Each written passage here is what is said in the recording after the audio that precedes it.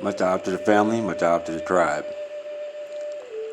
Welcome and welcome back to another episode of Templar Up. I'm your host and your Templar, Urban Reed. Paxcopia to you and yours. Halel Hawa, Halel Hawa.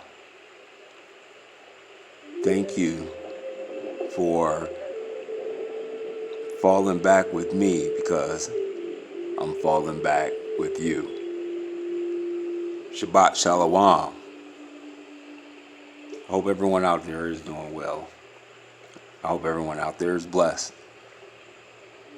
And today,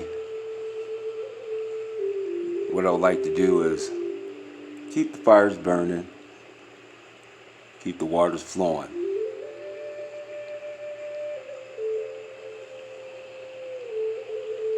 And what we've been digging on recently is really taking on and challenging the notion, right, of what we know. Now, let me be clear. Not who, but what. You know what I mean? You know, I'm talking about function. And again, not challenging what we know, but challenging the notion of what we know. This is the fourth wave after all.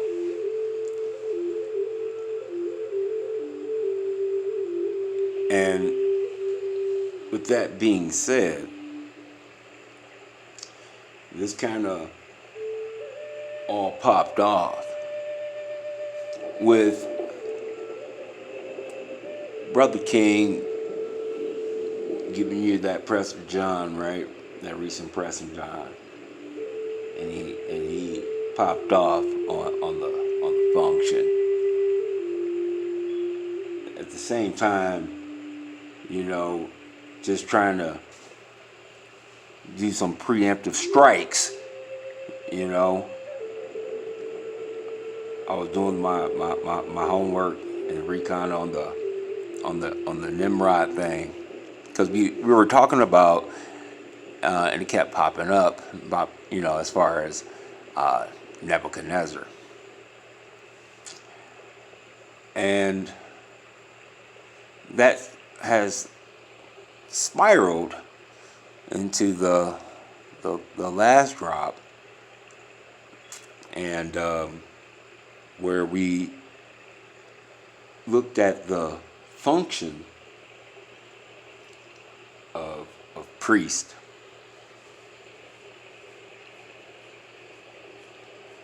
Now, what we're going to do is, it seems to be a good flow for us in this recon of function, right? That we take a step back in order for us to take two steps forward. Now, when we're talking about and what we were digging on is that we were digging on priest, all right?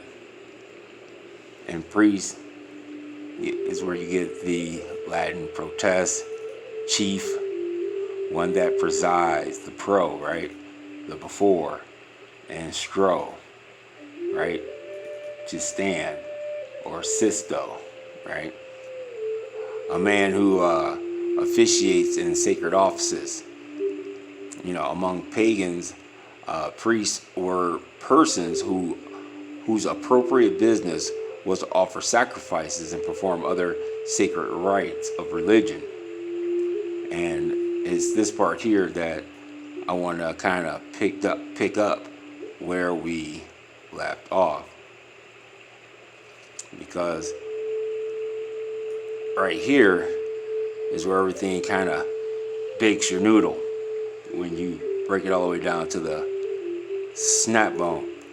So with that being said, you know what I'm saying, that before we begin, you know, KTC is in full effect. MHOE is in full effect. And without a question, died your own damn hijack. Ty Battle told you that. Now, let's dig on it. All right.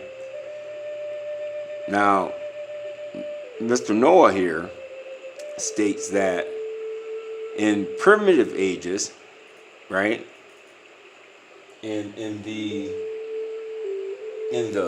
prime time, right, the father of families, right, the fathers, princes, and kings were priests. Now, slow down.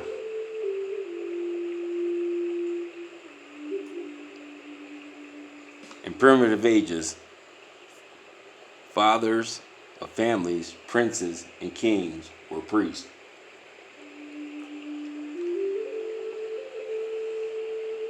What is he saying?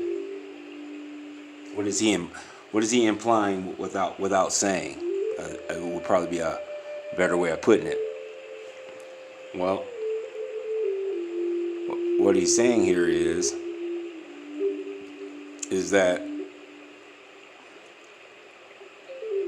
in order for you to be, or let me say it this way, in primitive times, right, all priests were kings, princes, and fathers of families. But not all fathers of family, princes, and kings were priests. Okay? And that's very important. Now, let's go to the next part. Then he goes on to say, all right, thus Cain and Abel,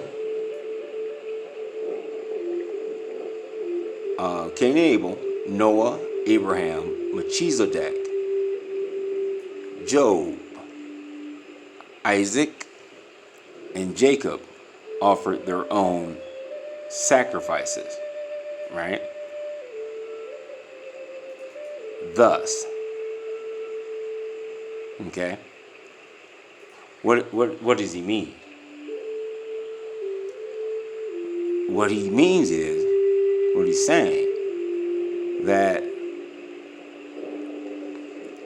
Cain, Abel, Noah, Abraham, Melchizedek, Job, Isaac, Jacob, they were all kings, princes, and father of families that evolved into a priest. Now, it should bear in mind of what he's saying without saying, but you know, in this definition, right? What he's telling you here is. What he's telling you here is that when it comes down to the old ways, right? These patriarchs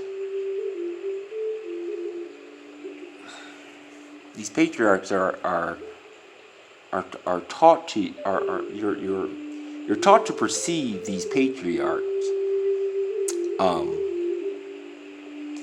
You're taught to perceive these patriarchs all in the wrong frequency, energy, and vibration. That's the best way I can put it. You're taught to and watch this. You're taught to perceive all of these that he listed here in a negative light. The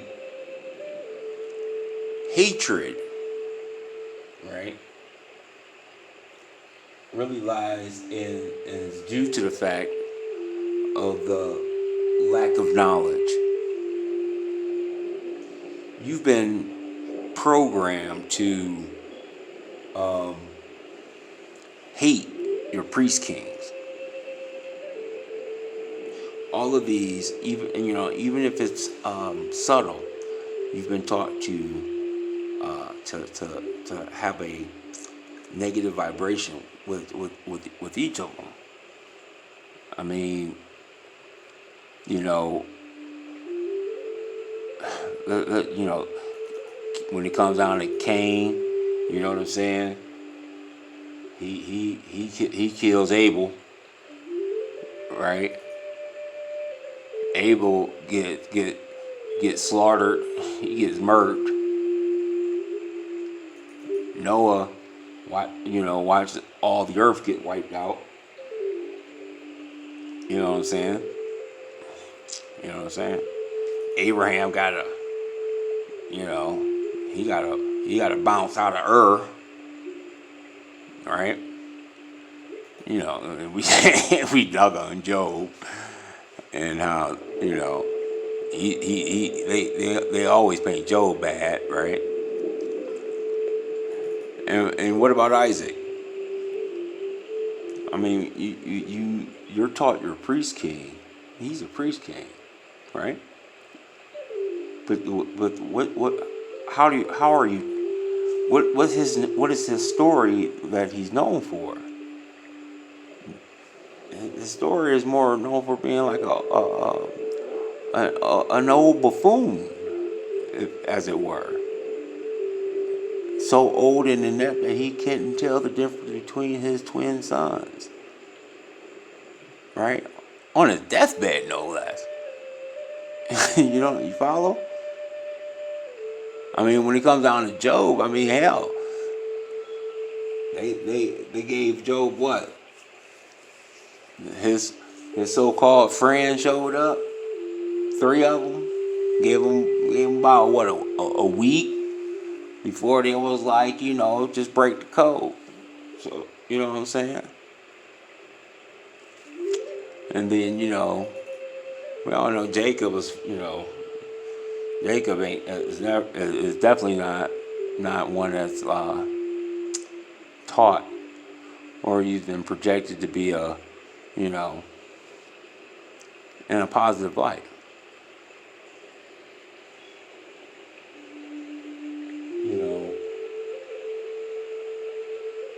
And then no greater example is in Cain and Abel, right? Because in Cain or Abel, the question is real simple, right? Cain killed Abel. We got that. Now, did Cain murder? The answer to that question is yes. But how that actually is crystallized when we're talking about function, it doesn't crystallize the same. And the reason being is that why did he kill Abel? Right? Cain killed Abel. It was all because of the sacrifice, right? And this goes back into again the word word magic, right? Abel offered the first fruits, and when you study fruiting and flowering, the stages of planting, right? One of the stages is the final stage is the harvest stage, and your first fruits. Then the harvest. You got to understand the first fruits take place. Can be as early. Let me say it this way: the harvest stage can be anywhere from 6 to 8 weeks. And your first fruits, you can be picking off picking off and setting aside as early as 3 weeks. So when Abel offered the first fruit, you know what I'm saying, and then you talk about about another 2 weeks after that before it was actually the actual time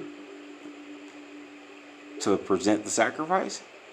You're talking about a good 6 to 8 weeks where you're talking about fresh fruit sitting, that fresh fruit, that first fruit being sitting out is no longer fresh. And that's what Abel was, and that's what caused Cain to pop off.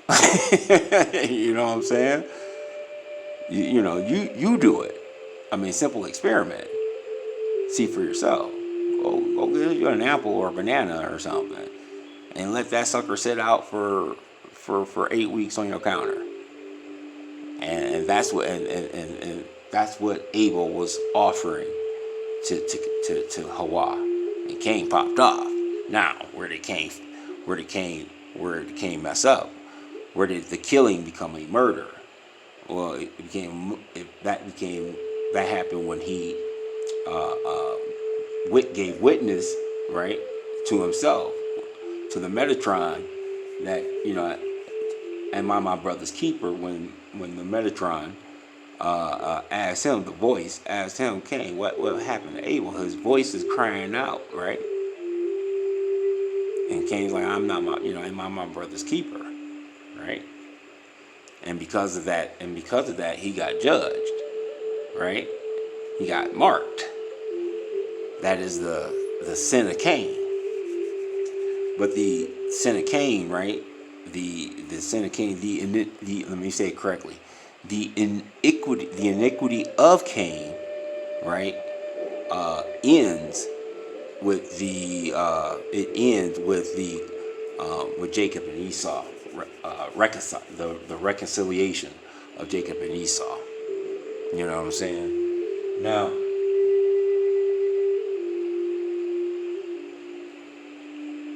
again, it really goes back into that Max Spears, right? About getting programmed. You get these altars put in your head bone. Now, when you're at the time of David, right? David becomes the first Exilarch, and he is the end of the age of the patriarch. Okay. Now, when you're talking priest, right? Or we get Prester, right? Priest, right? Cleric ranking below a bishop, and above a deacon, a parish priest. From Old English, priest, right? Which is probably shortened from the older Germanic form represented by Old Saxon and Old High German, priestar or prestar, right? Now, again, slow it down. We're talking about a what? A pre-star, right? We're talking about a dragon. We're talking about a wandering star, right? Right. Old Frisian, prester, all from the vulgar Latin, right? Prester, right? Meaning priest. From late Latin presbyter, elder, from the Greek, right? Presbyteros, and now you can see the Torah and Toros, right? Meaning elder of two, right? Old and venerable, right? And we were digging on that. Now, let's continue. In Middle English, also used generally of any man holding high church office or anyone duly authorized to be a minister of sacred things from 1200s, right? Of pagan and Muslim religious leaders. Now, the letter of Prester John went out in 1122, and you got things popping off in 1200. Also remember that the search for Prester John started in 1145, right? We also get this is where we also get a lot of your other hijacks when it comes down to Muhammad, right? In the Old Testament, Old English sense, right? Right? It is translation of the Hebrew Cohen or Khan, right? In Latin, Sacrados. Okay. Now, and then these are the links, right? Now we're talking about an Exilarch. Now, when it comes down to an Exilarch, all right, let's dig on it. Now, when you search for Exilarch, all right, it doesn't pop up. It is in the 1828. It isn't Exilarch. It's Exarch, right? The Lee, or the L, more accurately, it's missing, and that's because this definition is in 440, and we're going to dig on it. It isn't in 440. And the reason why is because the L, right? That's what that represents. The missing L removes the Exilarch being attached to your Picto-Paleo, right? Your Picto-Paleo starts off, your Aleph Bet,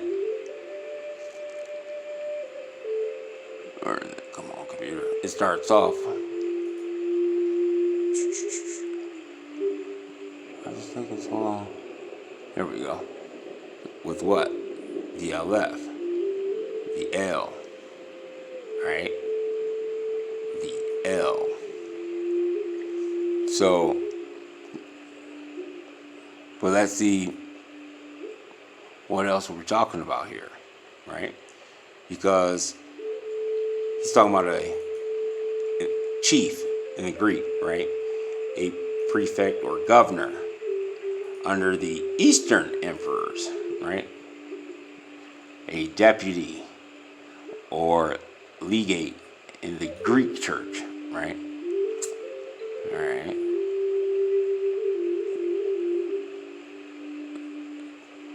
So, look at it from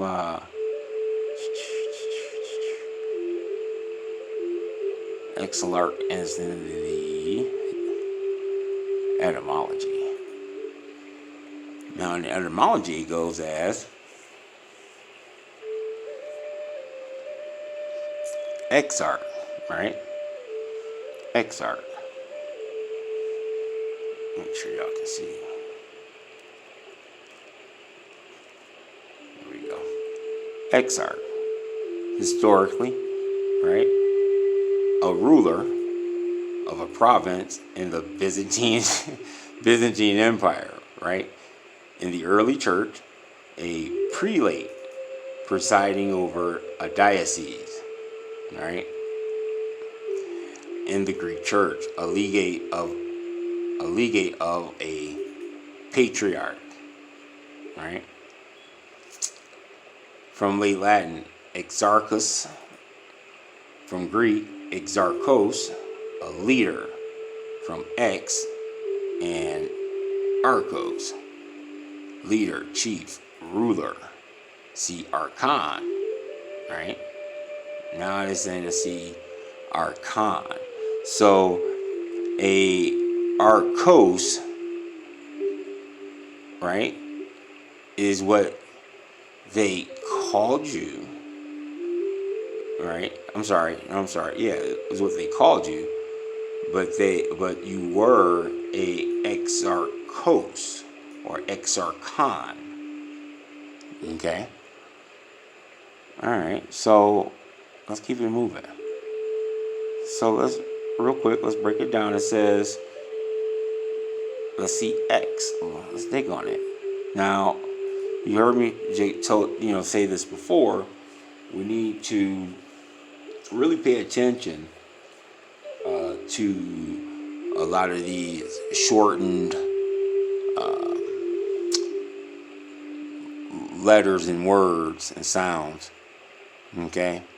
Now we're talking about the what? The X, right? The mark. A word forming element. In English, meaning usually, right? Out of, from, but also upwards. Completely, right? Deprived of, without, and former. From Latin ex, out of, from within. From which time, since, according to. In regard to. From the pi, eggs. Right? Eggs. We're only talking about dragon eggs. Right?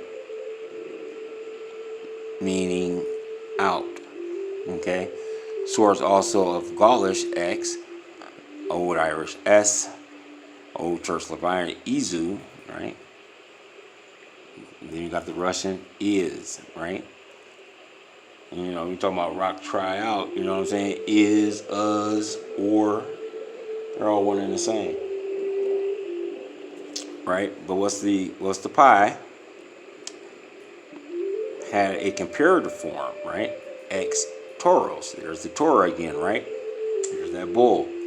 Superlative ex tor. I can't pronounce that. Emo. Alright. So now you have the breakdown that on the X. So that makes let's go back then. When you're talking about an exarch, right? So what's an exile, right?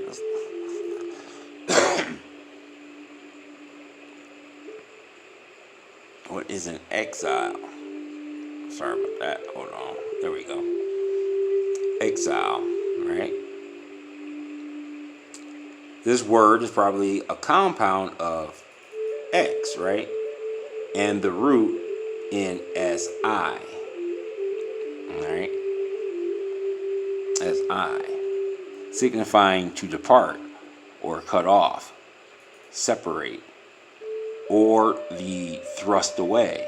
Perhaps Latin salio, right? Meaning what? Banishment, state of being expelled from one's native country or place of residence by authority and forbid to return, either for a limited time or for perpetuity. Now, this kind of puts me in the mind of Caramayo when he breaks down that the so-called whites that were what? Expelled. They were banished from England and brought here, right? White slavery or white slaves, I think it was the book it was called or something like that. Now, also at the same time, there's a difference between for a limited time and forever. Now, when we're talking for a limited time, you're talking about in Hebrew, it can only be for a limited time. Hosea 3 and 5, right? Yeah, Maya 1 and 14. Ezekiel 37 and 38. Now, when you're talking about number 2, it's talking about the abandonment of one's country, right? Or removal of a foreign country or removal to a foreign country for residence, right? Through fear, disgust, or resentment, or for any cause distinct from business, is called a voluntary exile, as is also a separation from one's country and friends by distress or necessity. You know what I'm saying? That's that describes the Crusades, right? That describes the invasion. The person banished or expelled from his country or authority, also one who abandons his country and resides in another, or one who is separated from his country and friends by necessity. Now, this is important because we've already covered this, and we covered this when we were talking about what? 1 Kings chapter 8. When we're talking about the John, right? And then you have the stranger, and then you have the foreigner, right? Or the Gentile, and there's three sets of laws with that, right? And here it is when we're talking exile. You got 3 definitions when it comes down to the noun. Now, when you're talking about exile, as far as the verb transitive, it means to banish, right? As a person from his country or from a particular jurisdiction by authority with prohibition of returning, right? The so-called whites that were sent over here are prohibited from returning, right? To drive away. Now, also at the same time, in a different vibration, right? We were talking about Hosea and Ezekiel, right? There's a time period that had to be, that probationary period, right? Expelled, transport from one's country. Now, to drive from one's country by misfortune, necessity, or distress, right? To exile oneself is to quit one's country with a view not to return, right?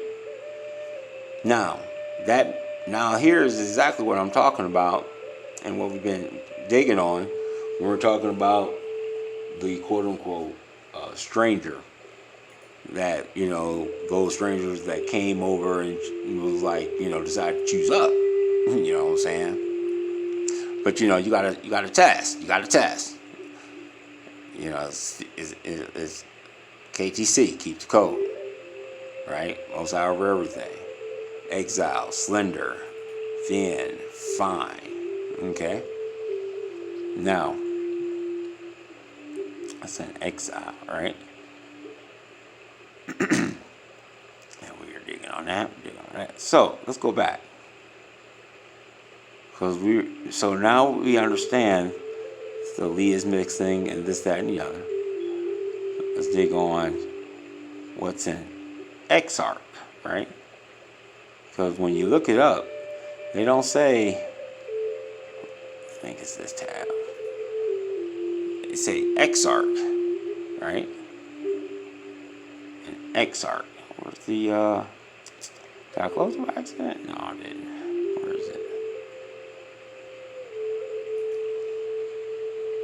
Okay. Yeah, we covered Exarch.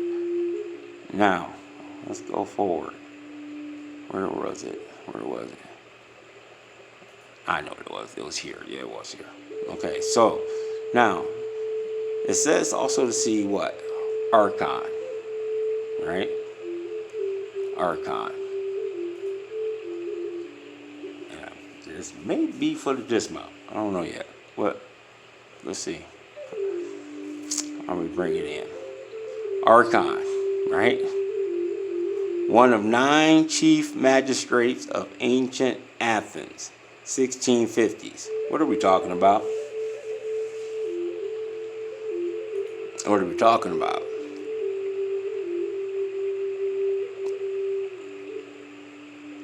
From Greek, archon, right? You see the con, right? See the arch means what?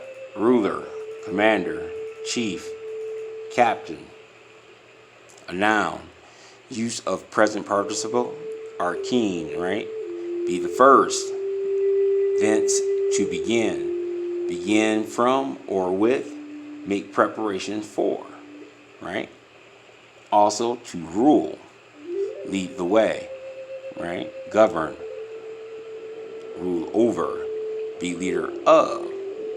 And it's a word of what? Uncertain origin. Right? Uncertain origin. Now, look at the words, right? That's connected with archon. That only happened, popped up in 1650s. What are we talking about, man? Search for Prester John, are we not? In 1200 and 1145, they popped off the search. They threw up the memorial in 1645, right?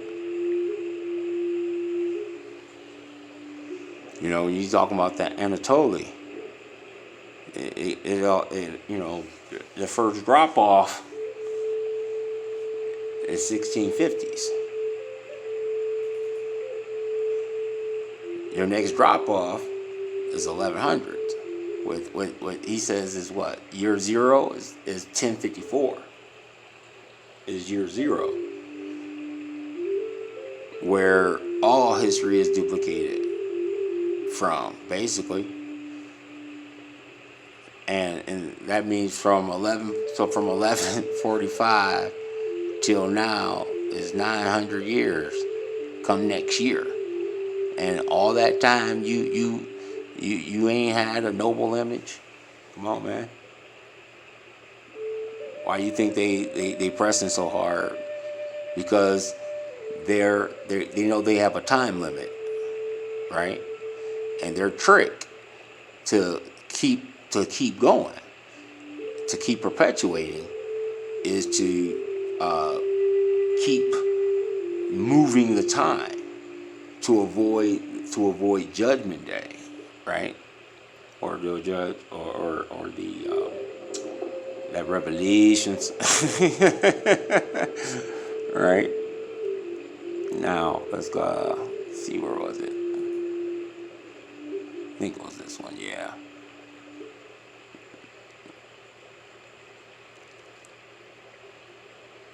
The archons in Greece were great magistrates chosen after the death of Codrus from the most illustrious families to superintend civil and religious concerns. They were 9 in number. The first was properly the archon. The second was called king. The third called polemarch, or general of the forces. And then what? The other 6 called themselves Thesmothete, that's a hard one, or legislators. What are we talking about? Well, we're talking about these archons. Let's get it like it's the first time, right? Let's get it like it's the first time.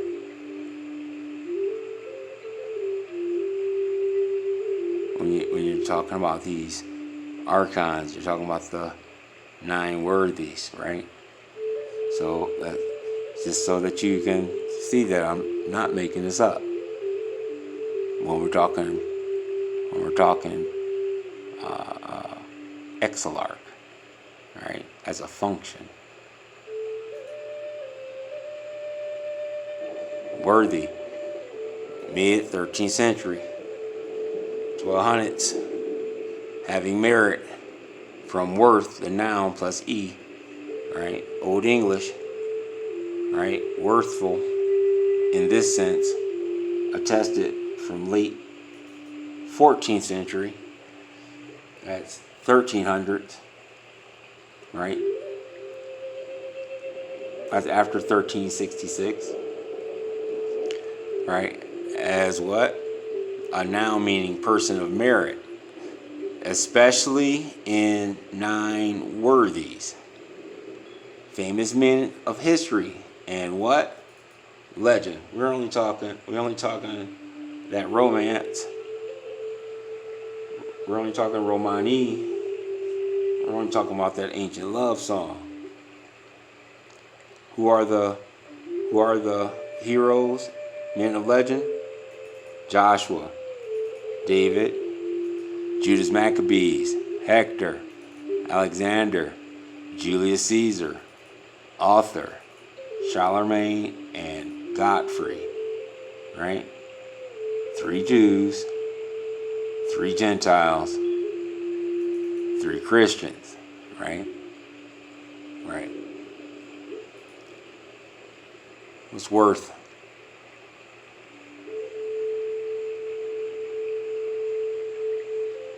Significant, right? Valuable, valued, appreciated, highly thought of, deserving, right? Honorable, noble, of high rank, proper, fit, capable, right? Proto-Germanic wortha, toward, and opposite. Hence, equivalent, worth, right? Go to the pi root of were, to turn, to bend,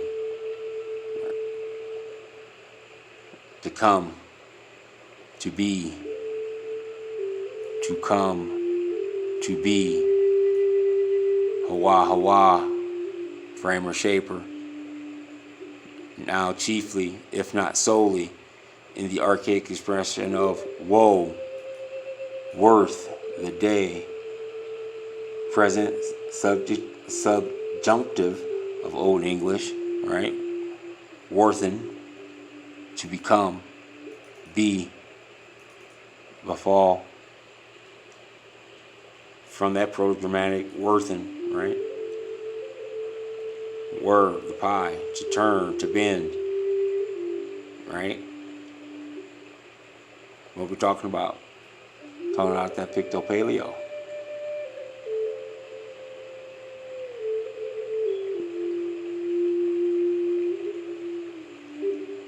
Talking about the Picto-Paleo. Can you see it?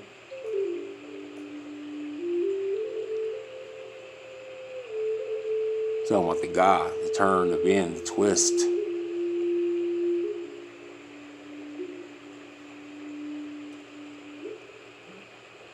So, we're going to get it again like it's the first time in for the dismount. The 9 worthies are 9 historical, sculptural, and legendary personages who personified the ideals of chivalry established in the Middle Ages, whose lives were deemed a valuable study for aspirants in chivalric status. All were commonly referred to as princes. They're all referred to as princes, right?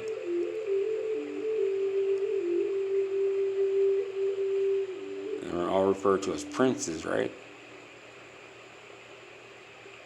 Okay. Princes.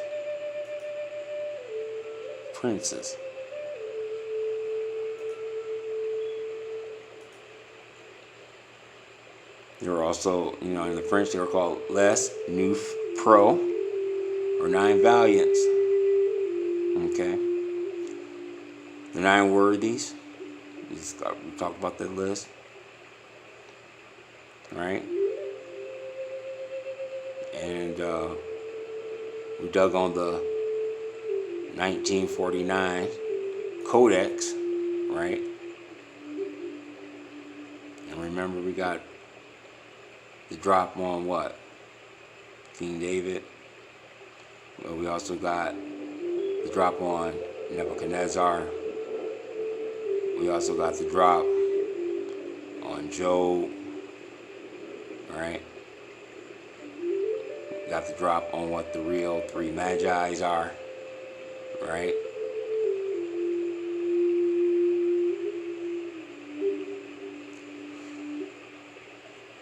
Again, we're only talking the 9 worthies. So when you're talking about the archons popping off in the 1650s, we're all talking about a recent takedown. This all happened. And yeah,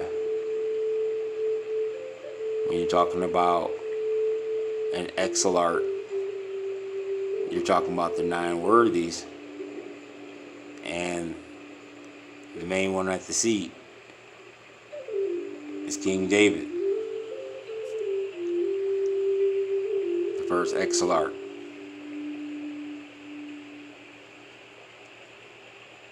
Much job to the family. Much job to the tribe. Again, the Hob, thank you for surfing the wave with me, because I'm surfing the wave with you. I love y'all. Peace.